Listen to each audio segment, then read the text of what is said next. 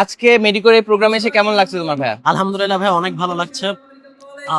গত 2 বছর যাবত যেই পরিশ্রমটা করেছি এইচএসসি শুরু থেকে, এরপরে অ্যাডমিশনে মেডিকো অল দ্য টাইম ছিল গাইডলাইন দেওয়ার জন্য। আমি শান্তিনগর ব্রাঞ্চে ক্লাস করেছিলাম।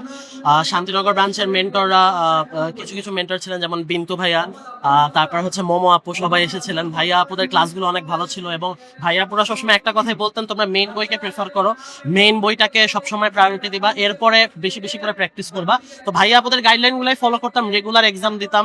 এক্সামের রেজাল্ট যেমনই হোক, অন্তত বাসায় এসে সেটা যাতে কারেক্ট করতাম, যে কোথায় ভুল হয়েছে, কনফিউশন কি। এই ধারাবাহিকতার জন্যই আর কি আজকে আসলে এই গ্র্যান্ড সেলিব্রেশন আসতে পারছি, সবার সাথে দেখা করতে পেরেছি, ভালো লাগছে অনেক। এইটা তো গেল হচ্ছে তোমার পড়াশোনার কথা, কিন্তু তোমার চান্স পাওয়ার পর এবং আজকের প্রোগ্রামে এসে অনুভূতিটা কেমন সেটা বলো। এই অনুভূতি ভাই আসলে ভাষায় প্রকাশ করার মতো না। ইন্টারমিডিয়েট বা আমরা সবাই ছোটবেলা থেকে একটা স্বপ্ন দেখি যে আমি ডাক্তার হব, আমি ইঞ্জিনিয়ার হব বা লয়ার হব, বা যেই প্রফেশনে যাই।